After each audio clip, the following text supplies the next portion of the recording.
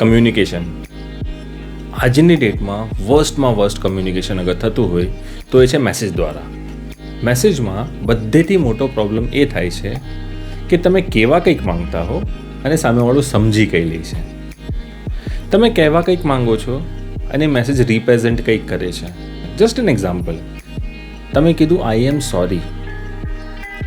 સામેવાળી વ્યક્તિ એ સોરીને કઈ રીતે લે છે કે તમને સાચે તમારી ભૂલનો અહેસાસ છે કે પછી તમે સાર્કેઝમમાં એ વસ્તુ કહી રહ્યા છો કે આઈ એમ સોરી, મારી ભૂલ થઈ ગઈ, મને માફ કર.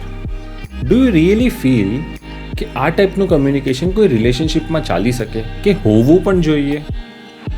જે તમારી લાગણીઓને ન દર્શાવે, જે તમારી ફિલિંગ્સને ન બતાવે, તમારા અવાજને ન સંભળાવે, તમારી પ્રોબ્લેમ્સને ન કહી શકે, તમે શું વિચારો છો, તમારા મનમાં શું ચાલે છે, તમે ખુશ છો, તમે નાખુશ છો, એ કંઈ જ વસ્તુ ન બતાવી શકે.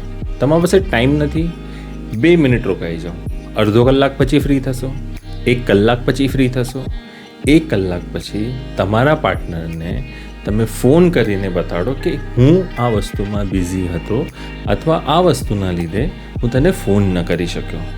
પણ તમને જે પણ કંઈ કહેવું છે ને, જે પણ કંઈ કહેવું છે, યા તો રૂબરૂ મળીને યા તો પછી ફોનના થ્રુ કહો.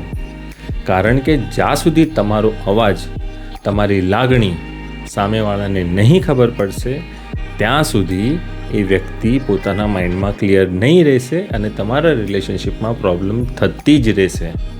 મને કમેન્ટ કરીને જરૂર બતાવજો તમારું શું માનવું છે આ બાબતમાં.